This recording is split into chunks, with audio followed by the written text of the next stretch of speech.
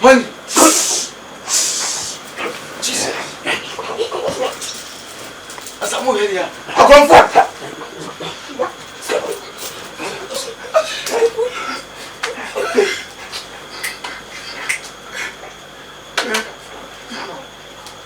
That is. This could be a any bag in it. This one, this one. I'm on fire. I'm on fire. This one, I'm on fire. Hey, patch up.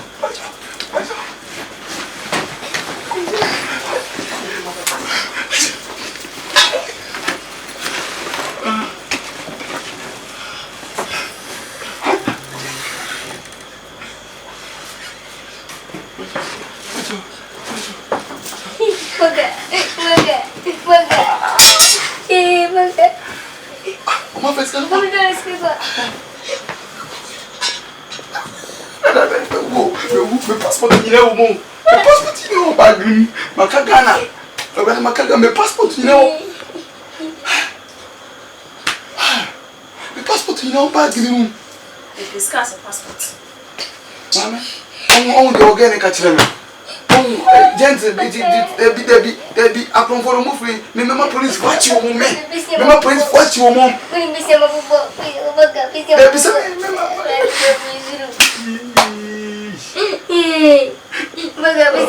Makagana. Makagana.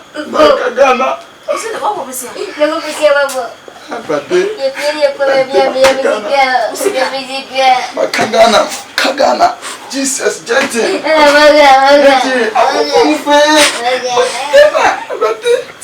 Gentle. Passport. One to Bruno. Mama, Jesus. Makagana, Jesus Christ. Me my police fight you. Do you know me? Just fight you. Do you know me? My passport in our bag.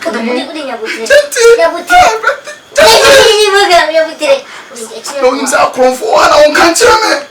You see dollars of billions of dollars. Gente Makagana. Mama Makagana, mama. Oh. Gente di Makagana o.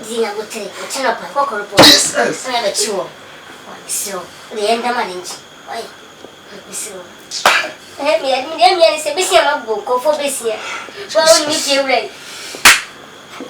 just got.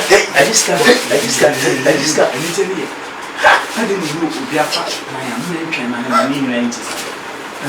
What do you mean? Hey, now who is time? I see. Yesterday, I put our new answer. I said, what you are just ready. You can't be a son of Bakura. Gentleman, Cassandra, we need to put down. Mr. Bassay, the Crown police chair coming your Kobe. What's it? Hey, you are not maybe I never tell you. What is getting better? Hey, better I never woody only. I mean, I will feel like you will even wait. I see, baby, I can't be busy. Emla, Sika. I mean, do Sika. As I'm in three. Hey, I'll be a sweet. I see, baby. I'll just get me.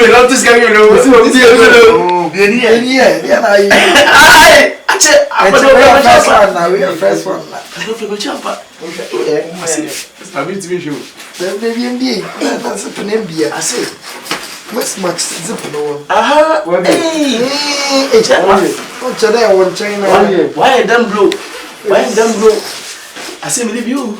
Maybe I follow. I say, what is going on? What to do? What is going on? Ha! I know what is going on.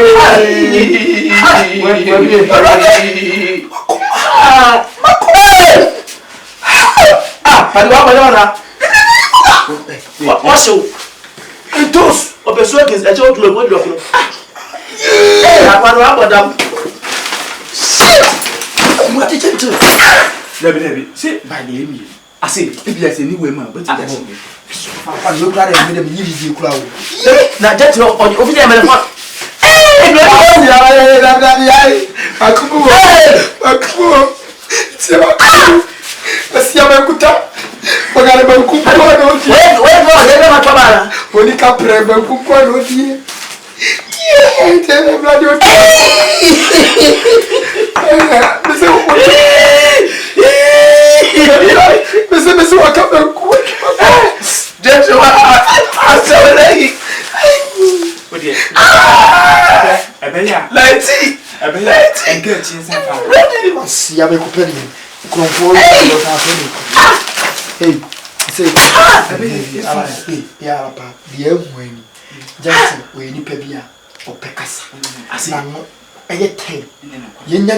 No, the family married. Young Wado or buy young Wado. Debbie, I'm only Sabacas, yes, can. And I asked some of your booms and a book. Debbie, Nippadi, say I near the buy. Say our mammy. Canada, Canada. As if I told you, so I saw you up. I don't know what you never name I don't have. Don't let me find. I just got. I didn't know Oyaa. I am MTN what do you mean? Hey, now quit. About time. I see. Yesterday, I put our new answer. I said, what you are just ready. You can't be a son of Bakura. Gentleman, Casino, we need to put down. That's a best I did. The chrono, police chain, coming your Kobe. What's it? Hey, you are going to be the number 10. The woman is getting better. Hey, woody only would be a meaning. I will feel like you will even wait. I see, baby, I can't be busy. Emla, Sika.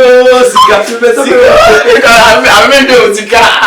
As I'm in the hey, I'll be a sweet. I see, baby. I'll just get me, I'll just get me.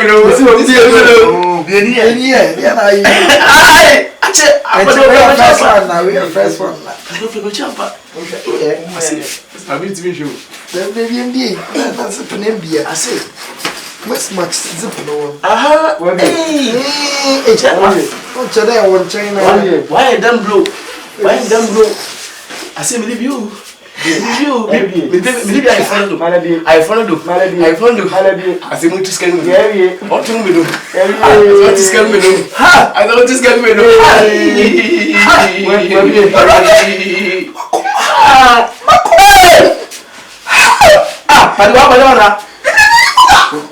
What's your toast of the circus? I told you what you're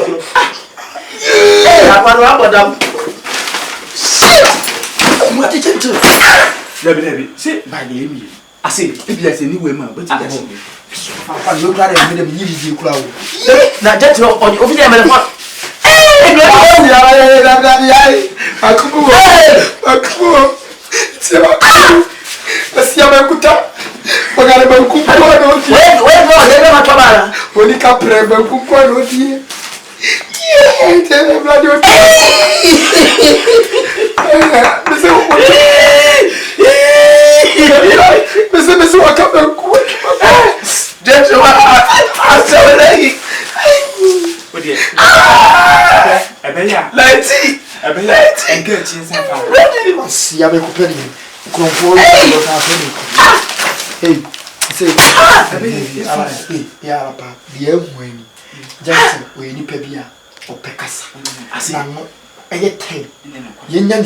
No, the family married. Young Wado or buy young Wado. Debbie, I'm only Sabacas, yes, can.